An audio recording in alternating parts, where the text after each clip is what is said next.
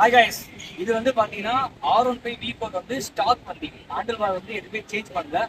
உங்களுக்கு நான் இப்போ வந்து ஸ்டாக் வண்டியில நம்ம ரைடிங் பொசிஷன் எப்படி இருக்கும்னு காட்டுறேன். வாங்க. வந்து நான் டக் பண்றேன். டக் பண்ணினாக்கா பின்னாடி போயிட்டீங்கன்னா உங்களுக்கு ஏர் ஃப்ளோ ஃபுல்லாக இங்கே போயிடும். அதனால நமக்கு வந்து ரைடருக்கு வந்து ஏர் வந்து ஹெல்மெட் மேலே வந்து பட்டு அப்படியே போயிடும். நல்ல ஹெல்மெட் போட்டீங்கன்னா உங்களுக்கு ஏரே தெரியாது. ஆனா வந்து என்ன டிராபேக் இருக்குன்னா, உங்களுக்கு வந்து குறிப்பிட்ட கிலோமீட்டர் மேலே இந்த வண்டியை ஓட்ட முடியாது. முக்கியமா டிராபிக்ல வந்து பாத்தீங்கன்னா இந்த வண்டியை வந்து நீங்க ஒரு 20 to 25 கிலோமீட்டர் ஓட்டுறதுக்கு ரொம்ப ஸ்ட்ரகிள் பண்ணுவீங்க. இந்த இடம் செம்மையா பெயின் ஆகும், இங்கேயும் பெயின் ஆகும், இங்கேயும் பெயின் ஆகும். என்னன்னா லாங் ரைட் வந்து பாத்தீங்கன்னா நமக்கு வந்து டாக்டர் வந்து இந்த வண்டியை ஓட்டக்கூடாதுன்னு சொல்லுவாங்க. அந்த மாதிரி கூட நமக்கு வந்து பேக் ஒரு பிரச்சனை வரலாம். அதனால உங்களுக்கு லுக் அஃபெக்ட் ஆகக்கூடாது, கொஞ்சம் கம்ஃபர்ட் வந்து இன்க்ரீஸ் பண்ணணும்னு நினைச்சீங்கன்னா நீங்க வந்து ஹேண்டில் பார் ரைசர் போட்டுக்கலாம். கொஞ்சம் ஃப்ரண்ட்ல வாங்க. ஃப்ரண்ட்ல இப்படிதான் கேட்டிருப்பீங்க. உங்க இம்பாக்டும் இங்க பாருங்க, இந்த கை ரெண்டு இம்பாக்டும் வந்து இதுதான் இருக்கும். சரிங்களா? ஃபுல்லா இப்படிதான் இருக்கும். பில்லியன்லாம் உட்காந்தானா அவள் தான் இப்படிதான் போட்டுருவோம். அதனால வந்து ரொம்ப கஷ்டமா இருக்கும். உங்களுக்கு கொஞ்சம் கம்ஃபர்ட் வந்து இன்க்ரீஸ் பண்ணலாம். நம்ம ரைசர் போட்டிருக்கோம். ரைசர் காட்டு. இப்போ இது வந்து பாத்தீங்கன்னா 2 inch ரைசர் போட்டிருக்கேன். இது வந்து என்ன பிராண்ட்னா வந்து ஜேஇஎம்மோட 2 inch ரைசர் போட்டிருக்கேன். இதான் வந்து ஒரு பொசிஷன் பாத்துக்கோங்க ரைஸ். இதான் வந்து 2 inch ரைசர் போட்ட பொசிஷன். பாத்தீங்கன்னா இதான் பொசிஷன். இப்போ நான் வந்து பட் மூவ் பண்றேன். இப்பயுமே நீங்க பாத்தீங்கன்னா டக் பண்ணி ஓட்டிக்கலாம், ஒன்றும் ப்ராப்ளம் இல்லை. டக் பண்ணும்போது என்ன ஆகும்னா இந்த கை வந்து பெண்ட் ஆகும். அது மட்டும் கொஞ்சம் அட்ஜஸ்ட் பண்ணிக்கணும். ஆனா இது வந்து பாத்தீங்கன்னா ரேஸ் ட்ராக்லயே இது வந்து நல்லா தான் இருந்தது, ஒன்றும் இஷ்யூ இல்லை. ரேஸ் ட்ராக்லயே இது ஈஸியாக ஓட்ட முடியுது. ஆனா இது என்ன ஆகும்னா அது வந்து ஒரு 25 கிலோமீட்டர் கிட்ட ஓட்ட முடியாதுன்னா இது அப்படியே டபுள் டைம் ஒரு 50 கிலோமீட்டர் 60 கிலோமீட்டர் பிரச்சனை இல்லாம ஓட்டலாம். பட் இதுவுமே பில்லியன் இருந்தாங்கன்னா இந்த இடம் செம்மையா வலிக்கும். நெக்ஸ்ட் இதுக்கு வந்து பாத்தீங்கன்னா நம்ம அந்த அளவுக்கு பெண்டு போட வேணாம். இது வரைக்கும் எனக்கு இந்த இடம் வலிச்சது இல்லை. ஆனா கயிறு வந்து பாத்தீங்கன்னா செம்மையா வலிக்கும். பட் நீங்க ஸ்டாக் கம்பேர் பண்றத விட இது யூஸ் பண்ணீங்கன்னாக்கா உங்களுக்கு கொஞ்சம் பெட்டராகவே இருக்கும். அப்போ வந்து சென்ட்ரல் வாங்க. கைஸ், இதான் வந்து ஃப்ரண்ட் வியூ பார்த்துக்கோங்க. நம்ம இவ்வளோதான் முடியும். அந்த பைக்கில் பார்த்தீங்கன்னா இங்கே இருக்கும், இங்கே இப்படி இருக்கும், கொஞ்சம் நீங்க வந்து கேப் வந்து கொஞ்சம் தான் டிஃப்ரென்ஸு. பட் இம்பாக்ட் வந்து ரொம்ப யூஸ் நல்லாவே இருக்கும். இப்போ நம்ம எதுவும் நிப்பாட்ட போகல. நெக்ஸ்ட் நம்ம வந்து கேடிஎம்மோட ஹேண்டில் பார் போட்ட மாதிரி வண்டி இருக்கு, அந்த வண்டியை செக் பண்ணுவோம் வாங்க. கைஸ், இது வந்து பார்த்தீங்கன்னா V3 V4க்கும் V3க்கும் பெரிய ஒன்றும் ஹேண்டில் பார் ரைடிங் பொசிஷன்லாம் வந்து சேஞ்ச் ஆகாதுன்னு நம்புறேன். ஓகேவா? இப்போ இது என்னன்னாக்கா கேடிஎம் ஹேண்டில் பார் போட்டுருக்காங்க. இது எப்படின்னா உட்காந்து காட்டுறேன் கைஸ். இது வந்து ரொம்பவே கம்ஃபர்ட்டாக தான் இருக்கு. அதை கம்பேர் பண்ணும்போது பார்த்தீங்கன்னா இது நல்லா கம்ஃபர்ட்டாக இருக்கு. M15 வந்து இங்கே வரும்னு நினைக்கிறேன். இது கொஞ்சம் கீழே வந்துருக்கு.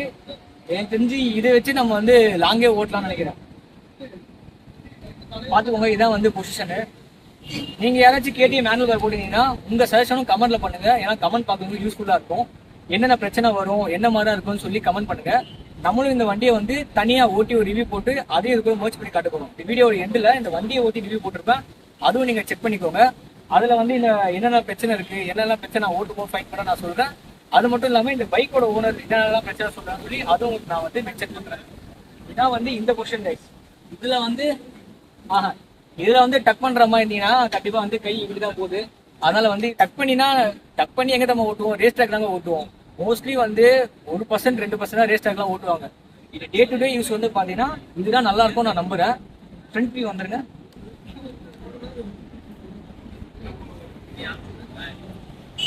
கைஸ். இதான் கைஸ் ஃப்ரண்ட் வியூ. பாத்தீங்கன்னா நான் பெருசா டச் பண்ணல, என் முதுகு பெண்ட் ஆகல.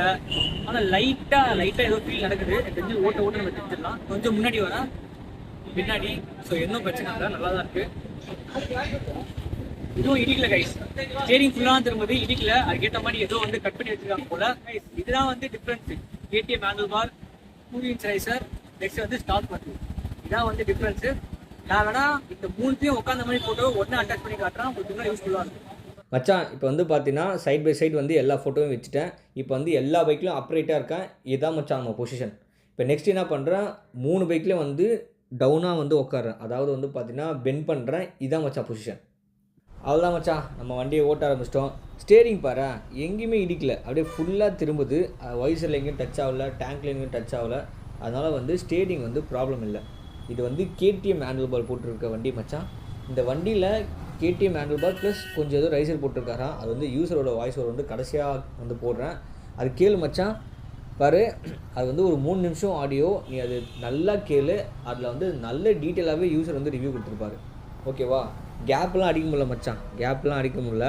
ஏன்னா வந்து அந்த மிரர் வந்து கொஞ்சம் எனக்கு ஹைட் வந்து கை எட்டல, அதனால் மிரர் மூட முடியல. ஸோ யூட்டன் போடுவோம். யூட்டன் எப்படி இருக்குன்னு சொல்கிறேன். யூட்டன்லாம் நார்மலாக தான் மச்சான் இருக்குது. சரி மச்சான், நீ தேடி வந்ததை நான் டக்கு டக்கு டக்குன்னு சொல்கிறேன். ஓகேவா? லென்த்தாக வீடியோ போட வேணாம். ஏன்னா நம்ம வண்டியோட ஓனரே 3 நிமிஷத்துக்கு பேசியிருக்காரு. அதை லாஸ்ட்டாக அட்டாச் பண்ணுறதுனால நான் வந்து கம்மியாக பேசிக்கிறேன் மச்சான். ஃபஸ்ட்டு பாசிட்டிவ், அப்ரைட்டாக இருக்குமா? அப்ரைட்டாக இருக்கும். கம்ஃபர்டபுளாக இருக்கா? கம்ஃபர்டபுளாக இருக்குது. எங்கேயாச்சும் பெயின் வருதா?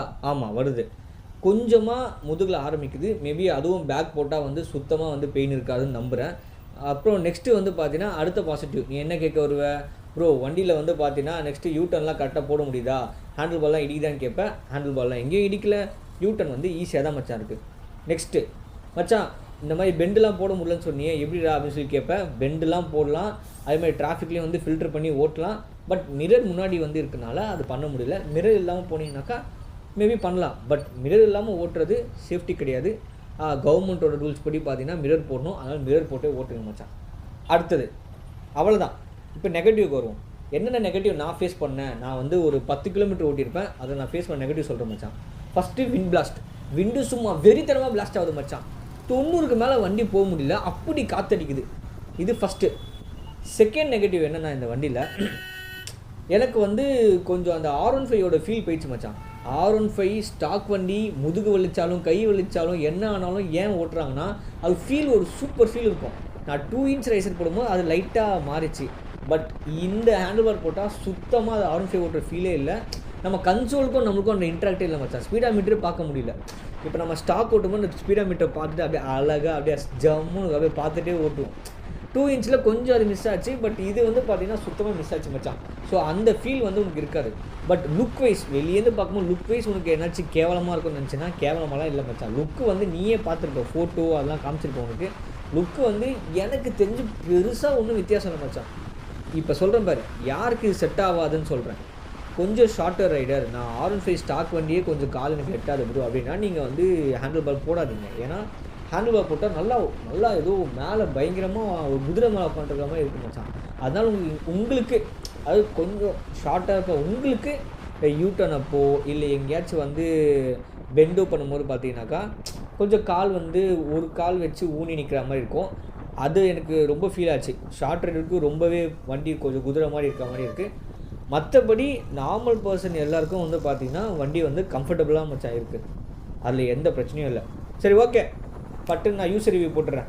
சாரி யூசர் ரிவ்யூ இப்போ வராது, ஃப்யூச்சரில் பண்ணுறேன். இப்போ என்ன பண்ணுறேன், யூசரோட வாய்ஸ் ஓவர் போடுறேன் ஹேண்டில் பாருக்காக. ஓகேவா? கேட்டுக்கோ மச்சான். ப்ரோ, நான் ஹேண்டில் பார் மாற்றி ஒரு 35,000 to 40,000 ஓட்டிட்டேன். ஸோ ஃபஸ்ட்டு நான் என்ன ஹேண்டில் பார் மாற்றினேன்னு சொல்லிங்க, டியூக் 250ஓட ஹேண்டில் பார் இது. அதே மாதிரி சேம் டியூக்கோட ஹோல்டர் தான் போட்டிருக்கேன். ஸோ கொஞ்சம் ஹைட் ஏற்றுறதுக்காண்டி ஒரு ஸ்பேசர் யூஸ் பண்ணியிருக்கேன். அது எனக்கு கையில் கிடச்சி, ஏன்னா ஹேண்டில் பார் நான் தான் மாற்றினேன். ஸோ எனக்கு கையில் கிடச்ச ஸ்பேசர் நான் யூஸ் பண்ணிக்கிட்டேன். ஸோ அது ஒரு 1 இன்ச் ஸ்பேசர்னு வச்சுக்கோங்களேன். ஸோ ஒரு 1 இன்ச் லிஃப்ட் ஆகி டியூக்கோட ஹேண்டில் பார் போட்டிருக்கேன். என்னோடது நான் ஏபிஎஸ் R15 V3. ஏபிஎஸ் மாடலுக்கு மாற்ற போகிறீங்கன்னா எந்த ஒரு ஆல்ட்ரேஷனும் தேவையில்லை. நான் ஏபிஎஸ்க்கு மாற்றணுன்னா நீங்கள் வேறு கேபிள், லென்த் கேபிள் போட்டுக்கிட்டிங்கன்னா இன்னும் கொஞ்சம் பிரேக்கிங்க்கு கொஞ்சம் கம்ஃபர்டபுளாக இருக்கும். ஸோ இப்போ நம்ம கம்ஃபர்ட் வைஸ் பார்த்தோன்னா எனக்கு நல்லாவே கம்ஃபர்ட்டாக இருக்குது. நான் மெயினாக பேக் பெயினுக்காகவும் ரிஸ்ட் பெயினுக்காகவும் தான் மாற்றினேன். ஸோ நான் மாற்றினதுலேருந்து இது வரைக்கும் பேக் பெயின் வந்ததே இல்லை. என்னால் ஒரு அட்ட ஸ்டெச்சில் நான் சென்னை டு எங்கள் ஊருக்கு அட்ட ஸ்டெச்சில் ஸ்டாப்பே இல்லாமல் போயிடுவேன். கரெக்டாக 450 கிலோமீட்டர் வரும். ஸ்டாப்பே எடுக்காமல் கூட என்னால் ஓட்ட முடியும். ஸோ அந்தளவு கம்ஃபர்ட்டாக இருக்குது. சிட்டிக்குள்ளே பார்த்தீங்கன்னா நம்ம அடிக்கடி கிளச் பிடிச்சி ஓட்டுறதுனால ரிஸ்ட் பெயின் மட்டும் லெஃப்ட் ஹேண்டுக்கு வரும். ஸோ மற்றபடி கம்ஃபர்ட் வைஸ் பார்த்தீங்கன்னா நார்மல் ஓஜி ஹேண்டிலுக்கும் இதுக்கும் ரொம்பவே கம்ஃபர்ட்டாக இருக்குது. ஸோ நெகட்டிவ் வைஸ் வந்துட்டோன்னா, ஃபஸ்ட்டு வந்து லாங்குக்கு விண்ட் பிளாஸ்ட் ஹெவியாகவே இருக்கும். இதுவும் ஜாக்கெட்லாம் போட்டோன்னா இன்னும் ஹெவியாக இருக்கும். நீங்கள் ஒரு நார்மல் R15 ஓஜி ஹேண்டில் பாரில் ஒரு 130 க்ரூஸ் பண்ணிட்டு போகிறீங்க அப்படின்னா, இதில் வந்து அப்படியே நீங்கள் அப்ரைட்டில் உட்காந்திங்கன்னா ஒரு 120 தான் போகும். வண்டி ஸ்ட்ரெஸ் ஆகுற மாதிரி உங்களுக்கு ஃபீல் ஆகும். அப்படியே நீங்கள் 120 போயிட்டு இருக்கும்போது டக்குன்னு டக் பண்ணிங்கன்னா அப்படியே ஒரு 130க்கு டக்குன்னு ஏறிடும். ஸோ அந்தளவுக்கு விண்ட் பிளாஸ்ட் இருக்கும். ஆம், இது எப்போ இருக்கும்னா, ஆப்போசிட் விண்டோ ஓவரா இருக்க டயத்துல தான். நார்மல் டயத்துல நீங்க ஒரு பில்லியனோட வண்டியில வெயிட் இருக்கும்போது ஒரு 120ல கூட போனா கூட, அ வண்டி ஸ்டேபிளா போகும். அவ்வளவா விண்ட் காஸ்ட் தெரியாது உங்களுக்கு. ஆம், செகண்ட் மேஜரா நான் ஃபேஸ் பண்ணது வந்து, ஆ கேபிள் லென்த்து. என்னோடது அதே மாரி நான் சொன்னேன்ல, நான் நான் ஏபிஎஸ் வண்டி. ஸோ ஃப்ரண்ட் கேபிள் லென்த் பத்தல. ஸோ நான் ரூட்டிங் வேற மாரி மாத்தியிருக்கேன். ஸோ அதனால கொஞ்சம் கேபிள் டைட் ஆகுது. ஸோ ஏதாவது பள்ளத்துல விடும்போது மட்டும் கொஞ்சம் பார்த்து விட வேண்டியதா இருக்கு. இதுவே ஏபிஎஸ் வண்டிக்குனா எந்த பிரச்சனையுமே இல்ல. ஸ்மூத்தா இருக்கும். நான் வந்து கேபிள் மாத்தாமயே ஓட்டிட்டு இருக்கேன். ஸோ கொஞ்சம் ஃபோர்க்க கொஞ்சம் கீழ இறக்கி வச்சதுனால, இப்ப எனக்கு கொஞ்சம் கரெக்ட்டா இருக்குது. ஸோ வேற எந்த டிஃபிகல்ட்ஸும் நான் ஃபேஸ் பண்ணல. ஃபேரிங்ல தட்டுதான்னு கேட்டிங்கன்னா, ஃபேரிங்ல எங்கேயுமே தட்டல. ஏன்னா, நம்ம மிரர் மாட்டுற இடத்துல அங்கேயும் கொஞ்சம் லைட்டா ஒரு 1/2 இன்ச் ஸ்பேசர் மாரி வச்சுட்டோம்னா, எங்கேயுமே தட்டாது. ஸோ கம்ஃபர்ட் வைஸ் சூப்பரா இருக்கும். நீங்க லுக் வைஸ் பார்த்தீங்கன்னா, நீங்க ஹேண்டில் பார் ரைசஸ் போட்டு ஓஜி ஹேண்டில் பாரே போட்டுக்கலாம். நீங்க இல்ல லுக் வேணாம் எனக்கு ஃபுல் கம்ஃபர்ட் தான் வேணும்னு நெனச்சீங்கன்னா, இந்த ஹேண்டில் பாரே போட்டுக்கலாம்.